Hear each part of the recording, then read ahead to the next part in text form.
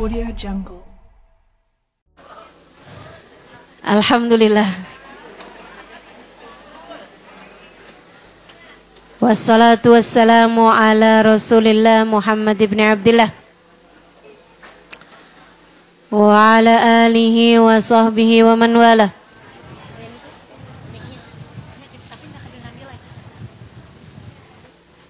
Subhanaka la ilma lana illa ma 'allamtana innaka antal alimul hakim. Rabbi syrah li sadri wa yassir li amri wahlul 'uqdatan min lisani yafqahu qawli, amma ba'du. Alhamdulillah, hari ini kita sudah membaca Hadrah Aidarus.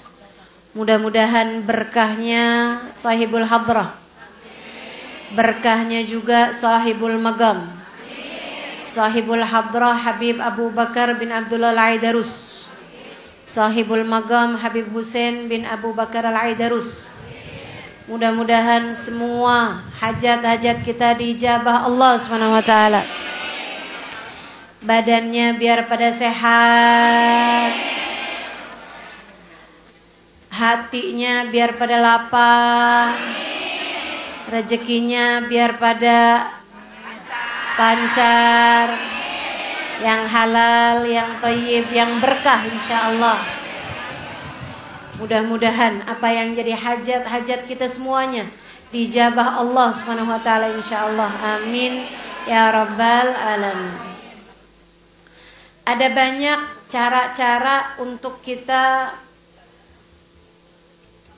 melakukan sesuatu yang membuat Allah Subhanahu wa taala ridha sama kita. Jalan menuju Allah itu banyak. Bahkan ada seorang ulama yang mengatakan ka'adad anfasil bashar. Jalan menuju Allah itu sebanyak hembusan nafas manusia. Banyak banget. Orang bisa jadi dekat sama Allah karena zikir, ada yang karena Quran, ada yang karena sholat, ada yang karena sedekah, ada yang karena bagusnya hati, ada yang karena jadi istri yang sabar, ada yang karena jadi anak yang sabar, ada yang karena jadi orang tua yang mendidik anaknya dengan benar. Ada banyak jalan menuju ridha Allah Subhanahu wa taala. Nah, apa yang kita lakukan pada hari ini mudah-mudahan menjadi salah satunya. Salah satu dari urul iman min athqal al-ural iman. Katanya baginda kita Nabi besar Muhammad sallallahu alaihi wasallam, salah satu dari tali Allah yang paling kuat. Nih, saudaraku sekalian saya muliakan, para hubabah, para syarifah, para ustazah, para ketua-ketua majelis taklim, ketua-ketua pimpinan-pimpinan pondok pesantren, semua ibu-ibu yang hadir di majelis ini, baik yang datang dari dekat maupun yang datang dari jauh. Jalan menuju Allah Subhanahu wa taala itu banyak. Tapi diantara yang disebutkan oleh Nabi Muhammad alaihissalam min atqal ural iman, salah satu dari tali keimanan yang paling kuat adalah mencintai orang-orang yang mencintai Allah Subhanahu wa taala. Salah satu dari yang mendatangkan kita, menyampaikan kita kepada Allah, yang paling kuatnya adalah mencintai karena Allah. Mencintai orang-orang yang mencintai Allah. Itu adalah tali yang paling kuat, paling gampang, paling mudah untuk menyampaikan kita kepada Allah Subhanahu wa taala jalla jalaluhu wa ta'ala azamatuh. Karenanya semasa hidup kita nih mesti nyari orang-orang soleh buat kita deketin. Orang soleh akan membuatmu kenal sama para ulama. Nih teman-teman, makanya Allah Subhanahu wa taala bilang dalam Al-Qur'an, ihdinas siratal mustaqim.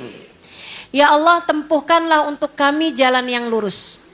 Ketika Allah bilang, ya Allah tempuhkan untuk kami jalan yang lurus, menyuruh kita untuk berdoa dengan doa semacam itu, Allah lagi ngasih tahu, Allah tuh punya jalan lurus. Tapi ketika Allah menyebutkan tentang jalan lurusnya Allah, Simak baik-baik. Ketika Allah menyebutkan tentang jalan lurusnya Allah, Allah nggak ngasih tahu jalan lurusku adalah jalan sholat, jalan lurusku adalah jalan sedekah, jalan lurusku adalah pergi ke masjid, nggak gitu. Allah ngasih tahu talinya. Kata Allah Subhanahu wa taala, siratal ladzina an'amta alaihim. Yaitu jalan yang telah ditempuh oleh orang-orang yang dapat kenikmatan paling banyak. Siapa mereka yang dapat kenikmatan paling banyak ini? Bukan yang duitnya paling banyak, jabatannya paling tinggi, mukanya paling cakep misalnya gitu, atau followers Instagramnya paling banyak. Enggak gitu. Ya. Akan tetapi diterangkan oleh Allah Subhanahu wa taala dalam ayat yang lain. Allah menceritakan tentang an'amta alaihim dalam ayat yang lain. Kata Allah Subhanahu wa taala, a'udzubillahi minasyaitonir rajim, man yuti'illaha war rasula faulaika ma'alladzina an'amallahu alaihim. Isinya minan nabiyyina was-siddiqina wasyuhada'i was-salihin.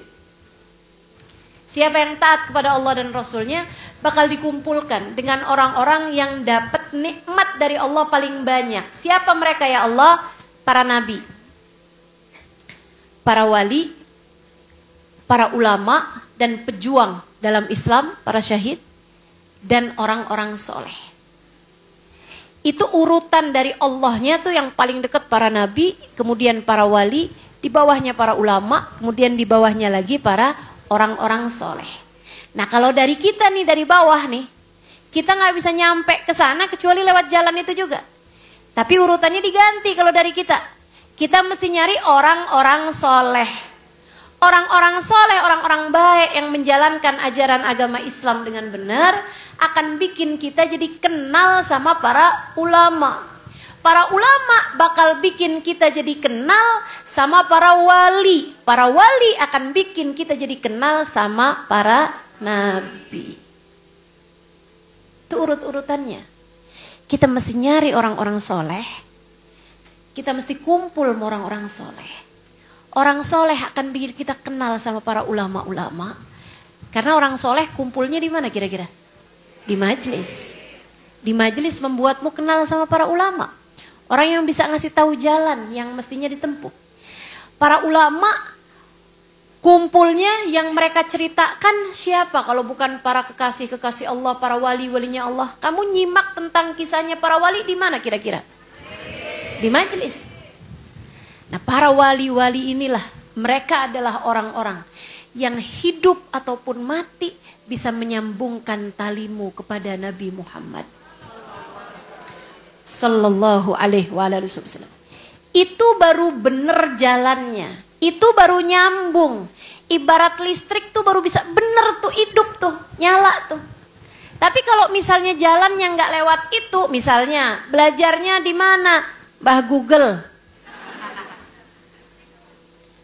TikTok, misalnya gitu ya. Ah, belajarnya sama siapa nih? Nggak jelas nih. Kalau misalnya nggak punya urut-urutan jelas secara tadi itu ya, minan nabiyyin wasiddiqin wasyuhada wassolihin, itu ngelambiar nantinya teman-teman. Nggak sampai. Karena yang bisa menyampaikan seseorang kepada Allah namanya Rasul. Yang bisa menyampaikan orang kepada Rasulullah, yang dekat dengan Rasulullah adalah para aulia, para wali-walinya Allah Subhanahu wa taala. Nah, yang bisa membuatmu kenal dekat sama para wali adalah para ulama. Yang bisa membuatmu dekat sama para ulama adalah orang-orang soleh. Itu urut-urutannya. Jangan nyari selain jalan yang ini. Makanya nih, kalau kita lagi hadir di majelis-majelis seperti ini, apalagi di makam Habib Hussein bin Abu Bakar Al-Aidarus, harus salah satu dari niat yang kamu hadirkan dalam hatimu adalah, ya Allah, jadikanlah ini tali yang dapat menghubungkanku kepada Nabi Muhammad. Dari kumpul orang soleh, kenal sama para ulama, sama ulama dikenalkan sama para wali, para walinya ini mudah-mudahan mengenalkan kita kepada Nabi Muhammad. Nabi Muhammad bawa kita menuju Allah Subhanahu wa ta'ala Jalla Jalaluhu wa ta'ala azamatuh. Saudaraku sekalian yang saya muliakan, ini bentar lagi nih kita nih akan memasuki bulan Maulid. Bulan yang paling enak buat deketin kita sama Nabi besar Muhammad sallallahu alaihi wasallam. Bulan paling enak buat deketin kita sama Nabi besar Muhammad. Selalu diulang-ulang oleh guru saya Habib Umar bin Hafid, Allah tidak pernah mencintai siapapun dan apapun lebih daripada cintanya kepada baginda Nabi besar Muhammad. Allah akan cinta apapun dan siapapun yang terkait dengan Nabi Muhammad.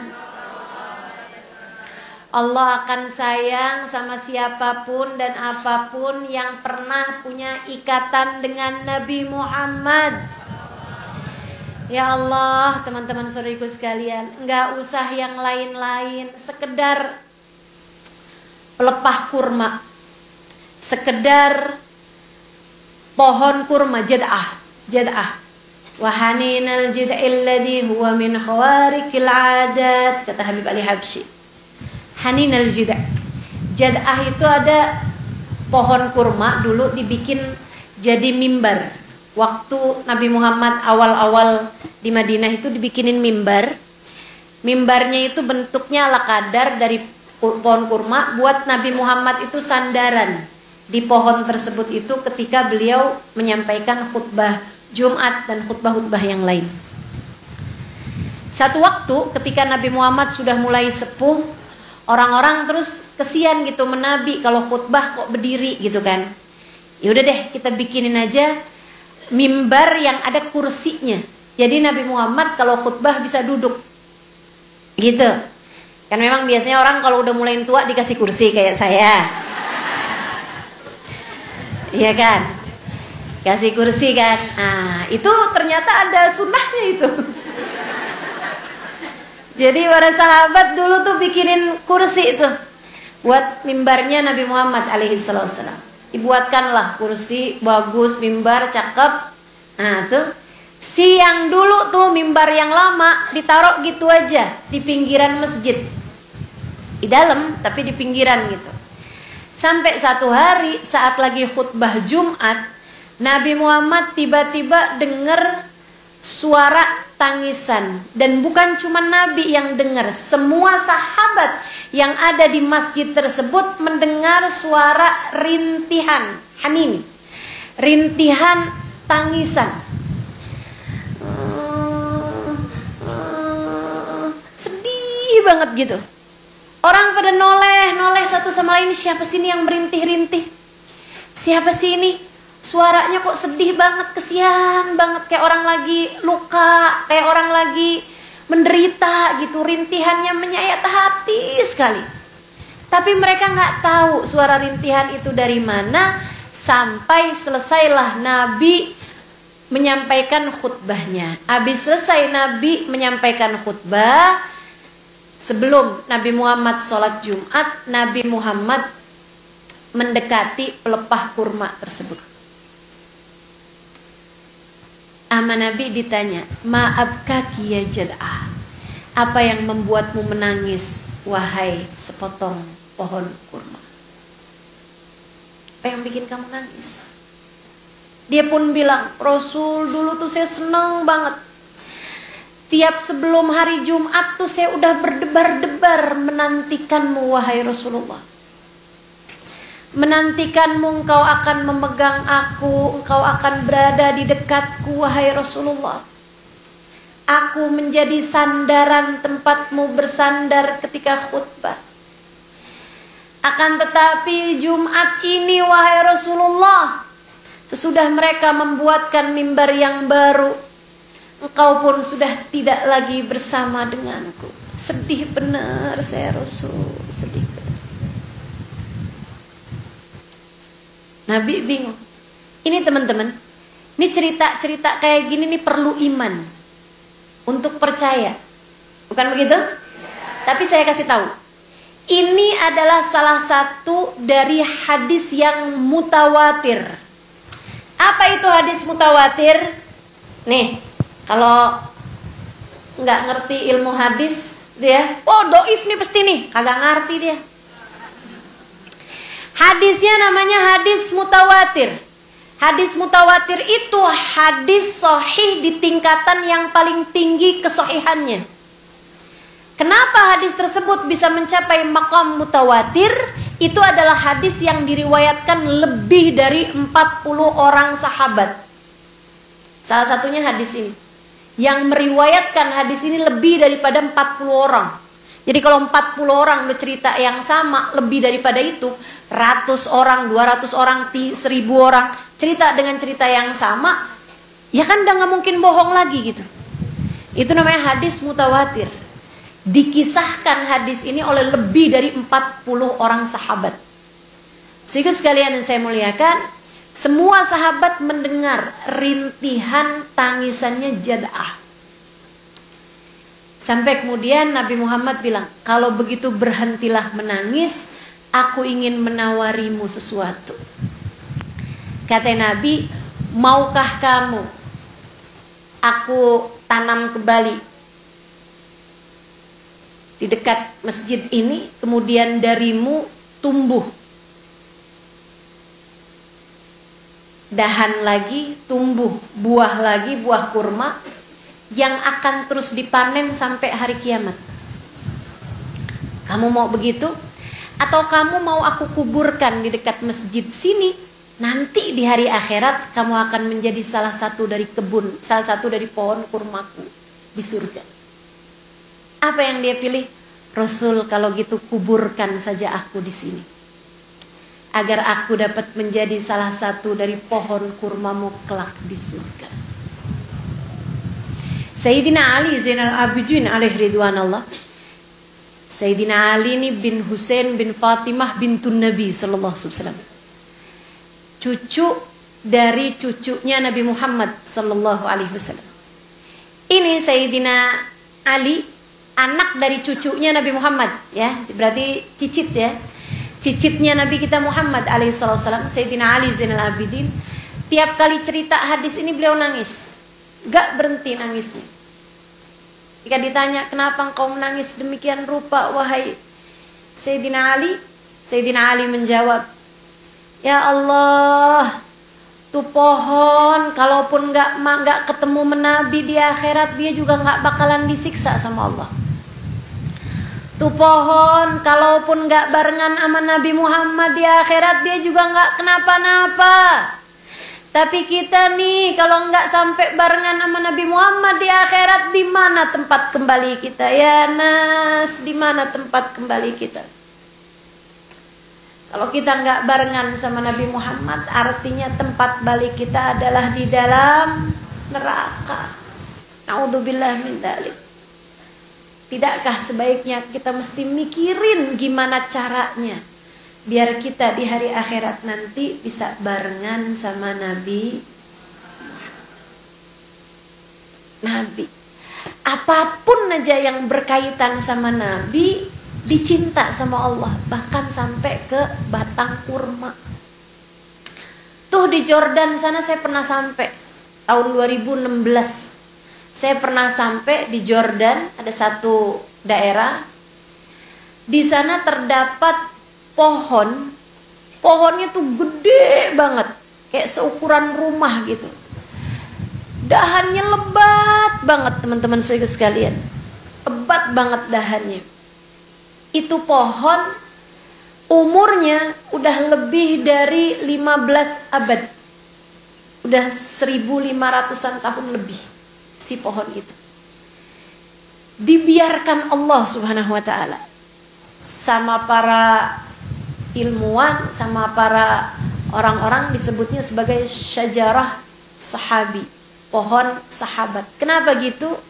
Karena dari 3 makhluk hidupnya Allah Subhanahu wa ta'ala, manusia, binatang, sama tumbuhan, dialah satu-satunya yang masih ada dari sejak zamannya Nabi Muhammad sallallahu alaihi wasallam sampai sekarang.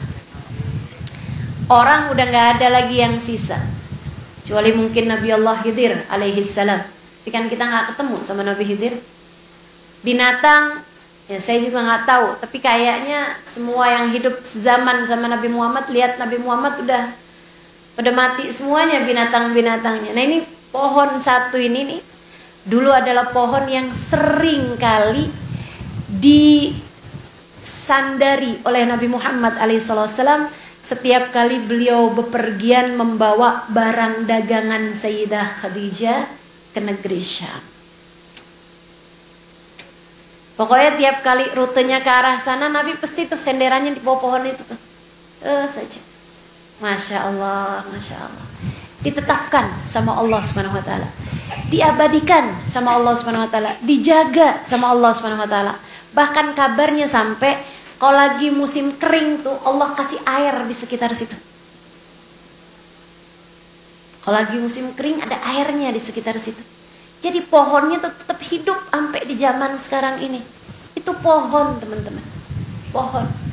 Cuman karena ada aroma Nabi Muhammad, ada aura Nabi Muhammad, ada bekas-bekas Nabi Muhammad, ada asarnya Nabi Muhammad alaihi wassalam, ada bau-baunya Nabi Muhammad di pohon tersebut. Allah sampai segitu jaganya tuh pohon, Allah sampai segitu sayangnya tuh pohon, saudaraku sekalian.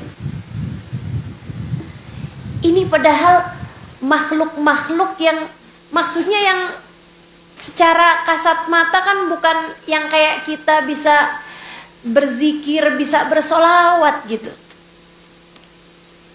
Dari sini kita bisa tahu apapun yang ada kaitannya sama Nabi Muhammad, apapun yang ada aromanya Nabi Muhammad, yang ada bau-baunya Nabi Muhammad, pasti bakalan dicinta sama Allah Subhanahu Wa Taala, bakalan jadi penyebab sesuatu tersebut, seorang tersebut menjadi salah satu dari makhluk Allah yang paling disayang sama Allah Subhanahu Wa Taala.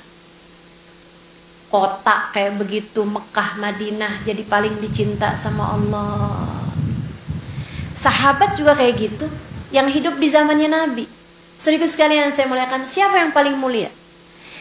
Bahkan generasi nih, siapa yang paling mulia? Generasi yang paling afdal, generasinya siapa? Generasinya Nabi Muhammad, yaitu para sahabat Nabi Muhammad. Khairul qurun qarni, kata Nabi Muhammad. Sebaik-baik zaman adalah zaman di mana aku berada. Tsummal ladzina yalunahum, tsummal ladzina yalunahum.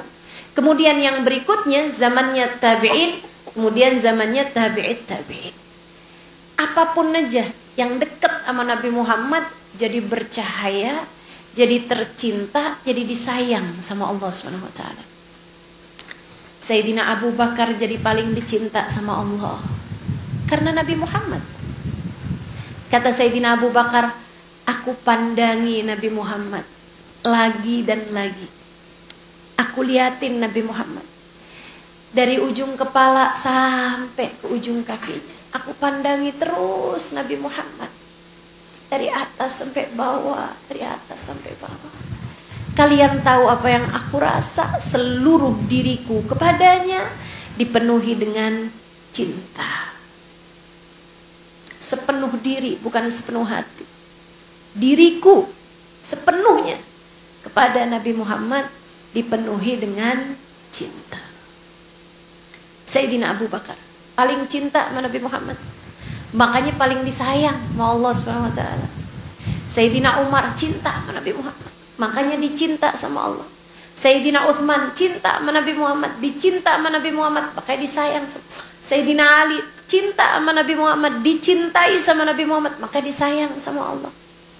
Para sahabat-sahabat dicintainya mereka di sisi Allah seukuran dengan seberapa besar cinta mereka kepada Nabi besar Muhammad SAW. Yang perempuan juga begitu. Siapa yang paling dicintai sama Allah Subhanahu Wa Taala dari kalangan perempuan-perempuan?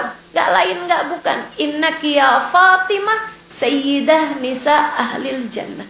Sungguhnya engkau wahai Fatimah pemimpin wanita surga. Perempuan paling dicinta di sisi Allah Fatimah, putri Nabi Muhammad.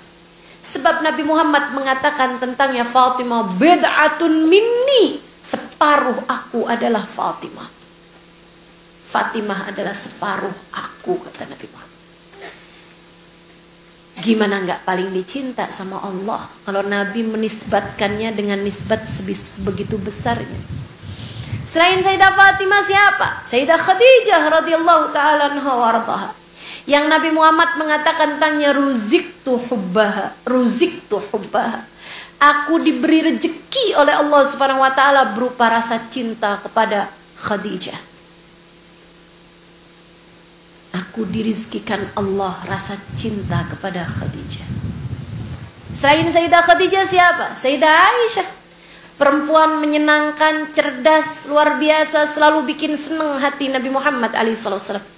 Yang Nabi Muhammad ketika ditanya man ahabbun nasi ilaika ya Rasulullah, siapa orang zaman sekarang yang paling kau sayang wahai Rasul? Nabi Muhammad menjawab ahabbun nasi indi Aisyah. Yang paling aku cintai dari kalangan perempuan adalah Aisyah. Minar rijal, kalau yang laki-laki siapa wahai Rasul? Abuha, bapaknya Aisyah, yaitu Sayyidina Abu Bakr Siddiq alaihi ridwanullah. Seukuran dengan cinta mereka kepada Nabi, seukuran itu pula lah cintanya Allah kepada mereka. Dan itu sepanjang zaman. Di zamannya Habib Abdullah bin Abu Bakar al-Aidarus, yang paling cinta sama Nabi Muhammad ya Habib Abdullah bin Abu Bakar al-Aidarus. Di zamannya Habib Husain bin Abu Bakar al-Aidarus, sahibul magam, siapa yang paling cinta kepada Nabi Muhammad ya beliau. Laula hubbuhum, andai tidak karena cinta mereka kepada Nabi Muhammad sallallahu alaihi wasallam, niscaya enggak akan jadi sebegitu dicintanya mereka di sisi Allah. Tidak jadi wali kecuali karena cinta Allah kepada mereka. Enggak jadi wali kecuali karena cintanya mereka kepada Nabi Muhammad yang menjadikan Allah mencintai mereka karenanya. Teman-teman sekalian saya muliakan, zamannya Habib Ali Habsyi, penulis Maulid Simtud Durar, itu beliau seorang ulama mimpiin Nabi. Nanya sama Nabi Muhammad, ya Rasulullah, siapa yang paling kau sayangi pada zaman ini wahai Rasul, biar saya bisa nyari berkahmu pada orang tersebut. Beliau mengatakan, ahabbun nas indi waladi Ali Habsyi. Orang yang paling saya cintai di zaman sekarang adalah anak saya Ali Habsyi. Setiap zaman kayak gitu tuh. Yang paling dicinta Allah adalah orang yang paling dicinta sama Nabi Muhammad. Dia jadi orang dicinta sama Nabi Muhammad karena dia cinta kepada Nabi Muhammad sallallahu alaihi wasallam. Kita di zaman sekarang ini juga begitu. Sama aja. Habib Umar nggak jadi Habib Umar kalau nggak karena cintanya kepada Nabi Muhammad. Hubabah Nur nggak jadi Hubabah Nur kalau nggak karena cintanya kepada Nabi Muhammad. Para ulama-ulama, Imam Syafi'i, Imam Malik, Imam Ahmad bin Hanbal, Imam Abu Hanifah nggak jadi para ulama, nggak jadi para aulia kalau nggak karena cintanya kepada baginda Nabi besar Muhammad. Nggak ada. Wali Songo yang kita punya nggak jadi wali Songo karena kalau nggak karena cinta mereka kepada baginda Nabi besar Muhammad sallallahu alaihi wasallam. Nah, kamu tentukan deh jalannya. Tinggal kita nih zaman sekarang nih, pengen dicinta sama Allah, dekati manusia yang paling dicinta di sisi Allah. Namanya Muhammad.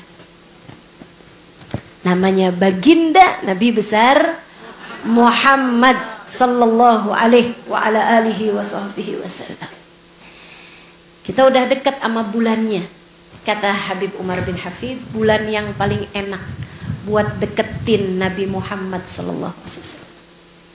Ayo siapin diri dari sekarang. Siapin diri dari sekarang. Siapin diri dari sekarang. Kita kepengen biar jadi lebih dekat sama Nabi Muhammad.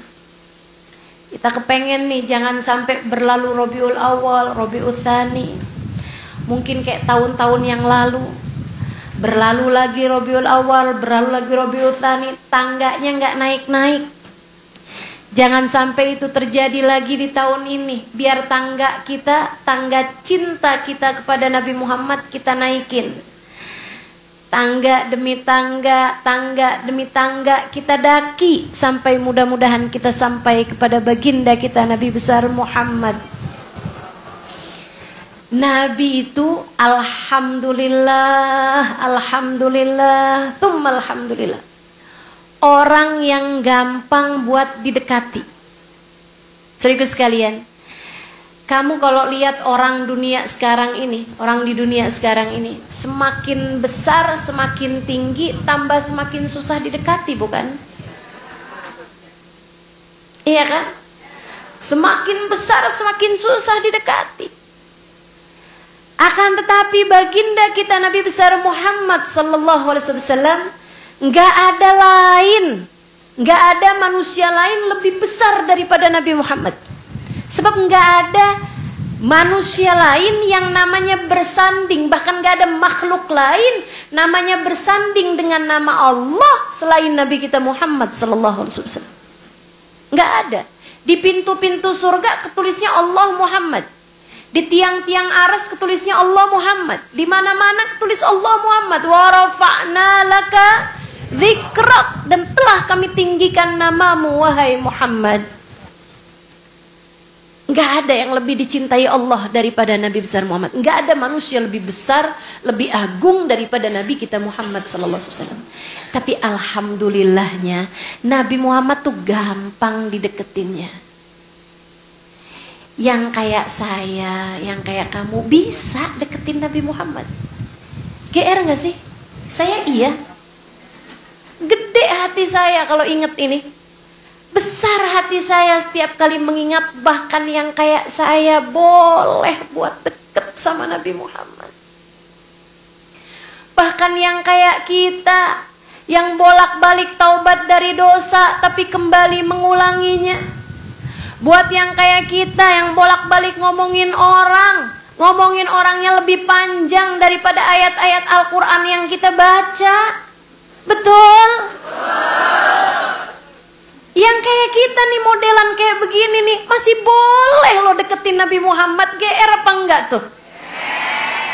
Gede hati rasanya kalau ingat bahwa alhamdulillah, alhamdulillah, Nabi itu bukan hanya untuk kalangan yang eksklusif dari umatnya. Alhamdulillah, alhamdulillah. Nabi itu bukan hanya untuk kalangan-kalangan elit dari umatnya yang ibadahnya tiap malam ratusan rakaat. Alhamdulillah. Bahkan buat yang kayak kita-kita nih, yang sunnahnya semalam kadang tahajud, seminggu kemudian libur. Nabi Muhammad buat kita semuanya enak bener. Enak bener. Alhamdulillah. Tsumma alhamdulillah. Tsumma alhamdulillah. Nabi bisa didekati oleh siapapun di antara kita. Nabi nggak pernah nolak cinta. Keren banget nggak tuh? Nabi nggak pernah nolak cinta. Kamu datang bawa cinta kepada Nabi Muhammad, diterima sama Nabi Muhammad. Bahkan kalau kamu ngerasa saya cinta sama Nabi Muhammad, oh tenang, cinta kamu udah didului sama cintanya Nabi Muhammad sallallahu alaihi wasallam kepadamu. Satu hari Nabi Muhammad ngelihat ke langit, mengalir air mata beliau, kemudian berkata, oh syauqan ala ahbabi. Duh, kangen bener saya sama para pecinta-pecinta. Saya kangen, saya sama pecinta-pecinta saya. Mengalir air mata beliau. Para sahabat ngelihatnya iri. Alasna ahbabuka ya Rasulullah. Bukankah kami adalah para pecinta-pecintamu wahai Rasul? Nabi Muhammad mengatakan, antum ashabi, kalian adalah sahabat-sahabatku. Ketemu terus kan belum rindu juga. Antum ashabi. Lantas siapa mereka wahai Rasul yang engkau rindukan hingga mengalir air matamu itu? Nabi Muhammad menjawab, mereka haula ummati ja'u min ba'dikum. Mereka adalah umatku datang sesudah kalian, lam ra'auni. Mereka tidak pernah memandang wajahku. Walakin dara'at a'yunuhum, akan tetapi mengalir air mata mereka setiap kali mereka mengingat dan terbayang-bayang padaku. air mata kerinduanmu kepada Nabi Muhammad sudah didahului oleh air mata kerinduan Nabi Muhammad kepadamu. Nabi kita Muhammad sallallahu alaihi wasallam. Saudara sekalian yang saya muliakan, besar hati kita setiap kali mengingat bahwasanya cinta kita kepada beliau tak akan pernah bertepuk sebelah tangan. Alhamdulillah.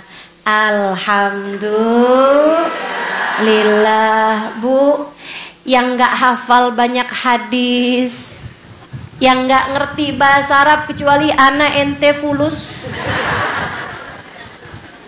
kamu masih punya kesempatan buat deket sama Nabi besar Muhammad. Siapapun kamu. Tapi saya punya banyak dosa, ustazah. Ya, justru beliaulah seseorang yang dapat menjadikan dosa-dosamu Allah ampuni. Berkat beliau insya Allah. Beliaulah danau paling jernih untuk bisa membersihkan dirimu dari segala dosa-dosa itu. Berenanglah di dalam kemahadermawanannya. Berenanglah di dalam Raufur Rahimnya.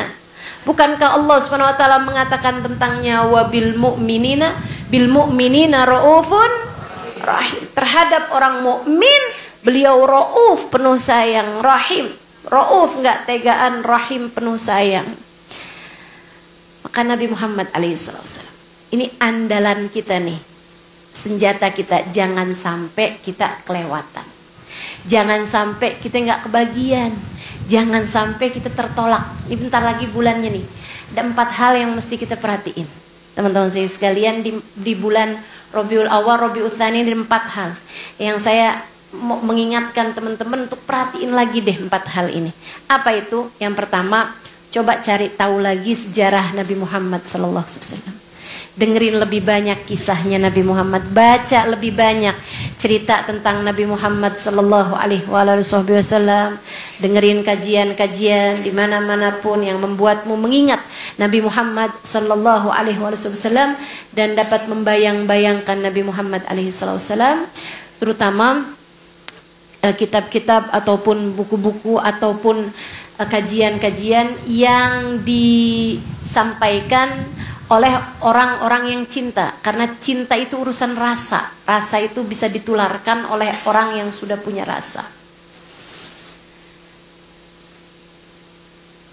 Tuh, 1, pelajari lebih banyak sejarah Nabi Muhammad alaihissalam. Sebab tak kenal maka tak sayang. Kemudian yang kedua, banyakin baca sholawat sama Nabi Muhammad sallallahu alaihi wasallam, terutama di bulan Rabiul Awal, Rabiul Tsani itu ya, 2 bulan itu tuh. Nah, cobain tuh. Misalnya setiap hari 100 kali lebih daripada yang biasa-biasanya. Biasanya kita udah baca sholawatan tiap habis sholat 10 kali. Nah, sekarang tambahin lagi. Setiap habis sholat 20 kali misalnya begitu ya. Atau setiap hari pokoknya nggak tidur sebelum baca sholawat 300 kali misal. Atau terserah kamu lah. Mau tambahin berapa dari sholawat tersebut. Sholawatnya bunyinya gimana Ustazah? Terserah, bebas. Pokoknya kamu udah tahu kan yang namanya sholawat tuh ada nama Allahnya, ada nama Nabi Muhammadnya. Itu namanya sholawat. Allahumma sholli ala Sayyidina Muhammad. Nah, itu baru namanya sholawat. Makanya aneh kalau orang tidak membenarkan sholawat tuh aneh. Karena sholawat itu nggak jadi sholawat kalau nggak zikrullah. Kalau nggak ada nyebut nama Allahnya nggak jadi sholawatan. Dan mendoakannya minta kepada Allah buat ngasih sama Nabi Muhammad. Itu udah paling benernya zikir udah. Kamu nyebut nama Nabi Muhammad berbarengan dengan permintaanmu pada Allah Subhanahu wa taala jalla jalaluhu wa ta'ala. Allahumma shalli ala Sayyidina Muhammad. Iftahi babi rahmatillah adada ma fi ilmillah salatan wa salaman daimaini bidawami mulkillah wa ala alihi wa sahbihi. Ini itu ya? Nah, itu kan salawat tuh namanya. Allahumma shalli ala Sayyidina Muhammadin salatan taghfiru bihal dunub tuslihu bihal qulub wa tantaliqu bihal usum wa talinu bihas su'ub wa ala alihi wa sahbihi wa man ilaihi mansub. Sholawat buat bikin ngapusin dosa, buat bikin urusan jadi pada lancar-lancar semuanya dengan berkatnya Nabi Muhammad alaihissalam. Atau kalau orang lagi belajar, kalau orang lagi kepengen terbuka berbagai macam urusan, baca sholawat Fatih. Allahumma shalli ala sayyidina Muhammadin al-Fatih lima ughliqa wal khatim lima sabaqa nasirul haq bil haq wal hadi ila siratikal mustaqim wa ala alihi wa sahbihi haqqa qadrihi miqdarihil azim. Baca sholawat tibil qulub kalau lagi ada yang sakit-sakit terutamanya. Tapi semua dari kita kan penyakitannya kan. Sekurangnya sakit hati kita ini kan perlu buat diobatin ini ya. Ada hasud, ada sombong, ada iri, dengki, pamer, suudzon, segala macam. Kurang sabar, kurang syukur, banyak kurang-kurangnya hati kita. Perlu banyak salawat tibil qulub. Allahumma shalli ala sayyidina Muhammadin tibil qulubi wa dawaiha wa afiyatil abdani wa shifaiha wa nuril absari wa diyaiha wa ala alihi wa sahbihi wa sallam. Kalau baca salawat tibil qulub bilangannya 8 kali atau 80 kali. Diajarin sama sahibus salawatnya ya, Syekh Dardir. Nah itu beliau mengajarkan salawat itu bacanya 8 kali atau 80 kali. Ada banyak bacaan-bacaan salawat yang kita udah tahu, kita udah ngerti. Nah itu dibaca. Salawatnya Imam Syafi'i, Allahumma shalli ala sayyidina Muhammadin kullama dzakaraka dzakirun wa kullama ghafala an dzikrika wa dzikrihil ghafilun. Itu salawatnya Imam Syafi'i alaihi ridwanullah. Saudara sekalian saya muliakan, baca salawat. Yang pertama tadi apa?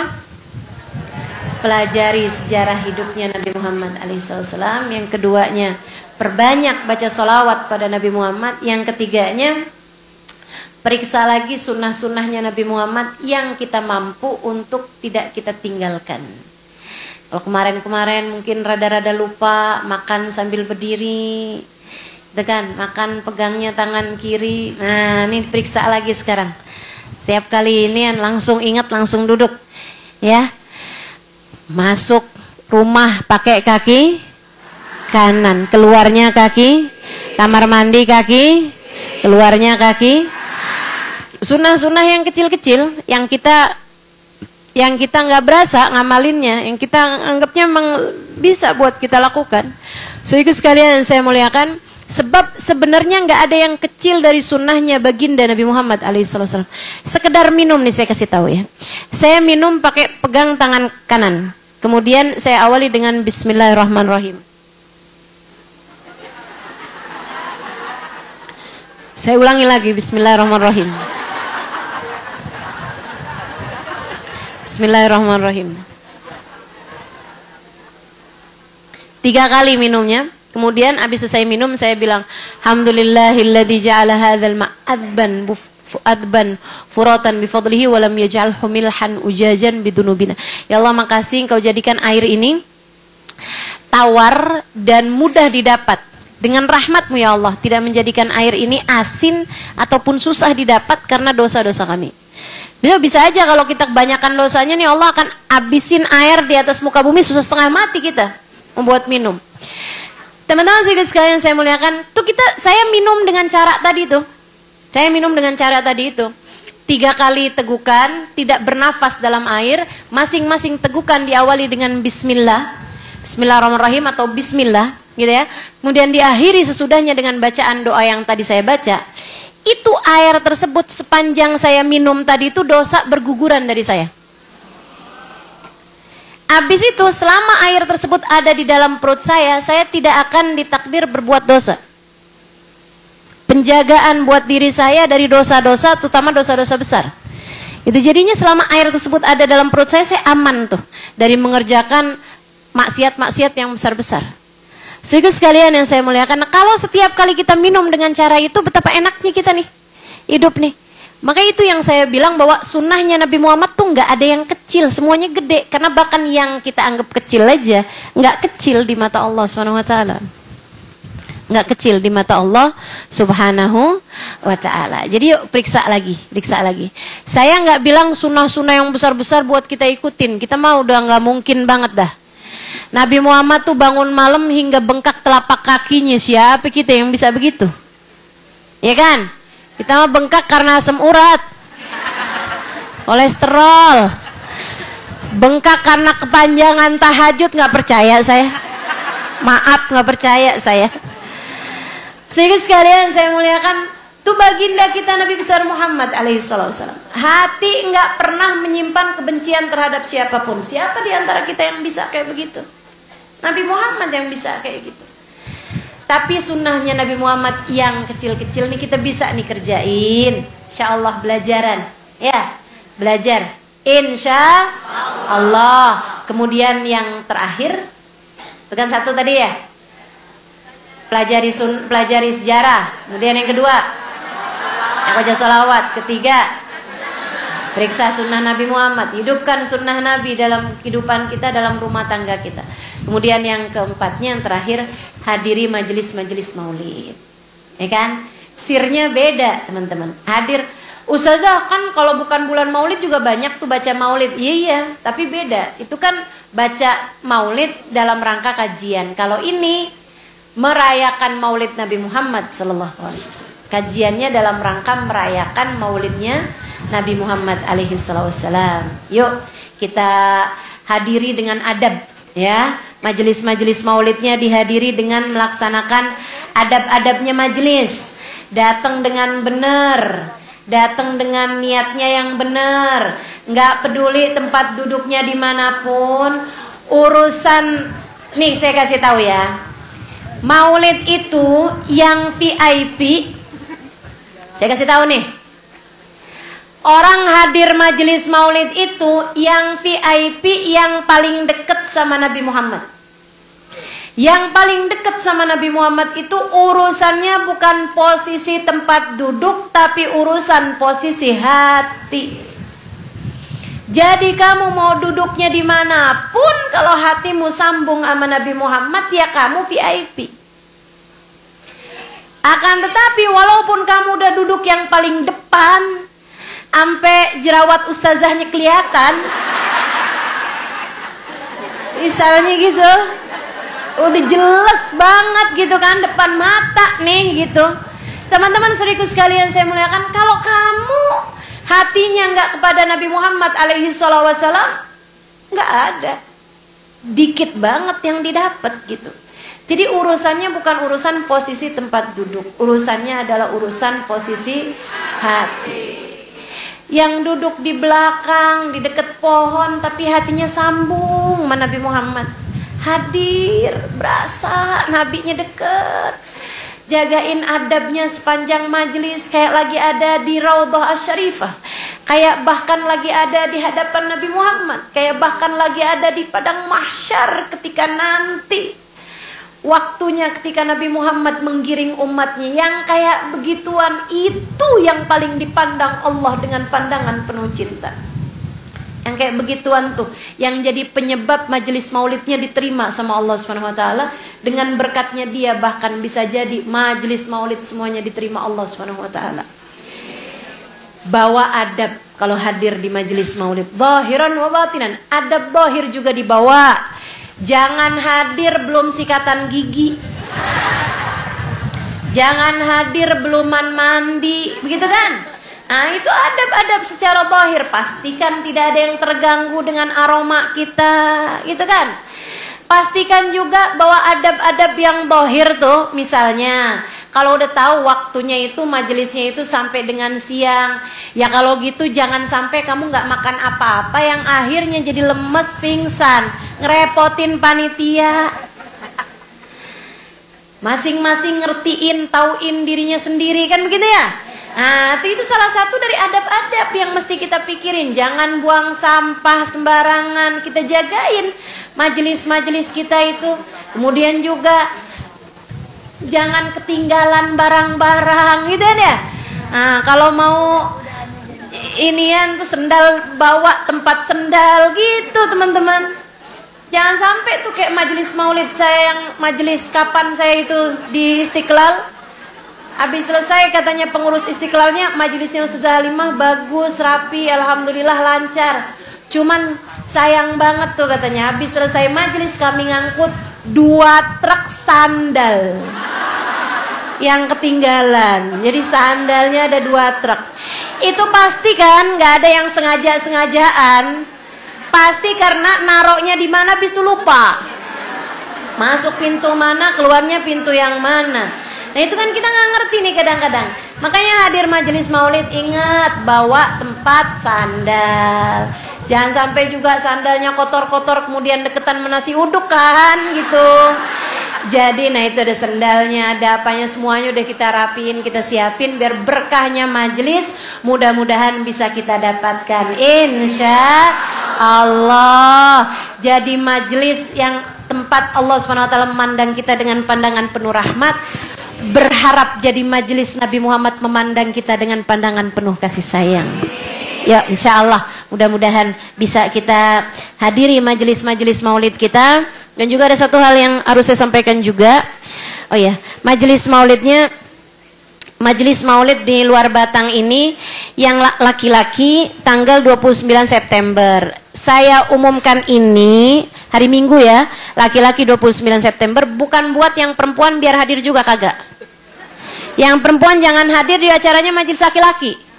Ya, diadakan majelis laki-laki sendiri, majelis perempuan sendiri biar nggak campur. Lah kalau majelis laki-laki kamu hadir juga, majelis perempuan kamu hadir juga,